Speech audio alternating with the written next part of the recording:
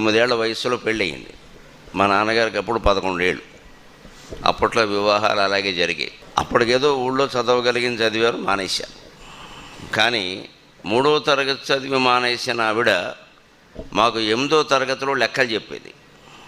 మేము 8వ తరగతి చదువుతుండగా లెక్కల్లో అనుమానాలు ఉంటే మా అమ్మగారు చెప్పేది. ఆవిడ 3వ తరగతి చదువు మానేసింది. మేము 9 మంది జన్మించాం సంతానం. వెళ్ళిన వాళ్ళు వెళ్ళగా, ఉన్నవాళ్ళు ఏదో ఉన్నాం, కానీ 9 మంది జన్మించాం. నేను 9వ వాడిని, అందరిలోకి చివరి వాడిని. 9వ వాడిని కూడా 300కు పైగా అష్టావధానాలు, 10 శతావధానాలు, 22 రోజుల్లో ఒక సహస్రావధానం చేసి వేల కొలది పద్యాలు ఏకధాటిగా అప్పగించేలా తీర్చిదిద్ది.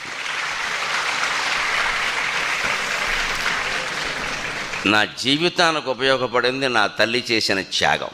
నా సమర్థత, దైవానుగ్రహం కంటే కూడా ఆ తల్లి త్యాగానికి నేను చాలా మురిసిపోతూ ఉంటాను.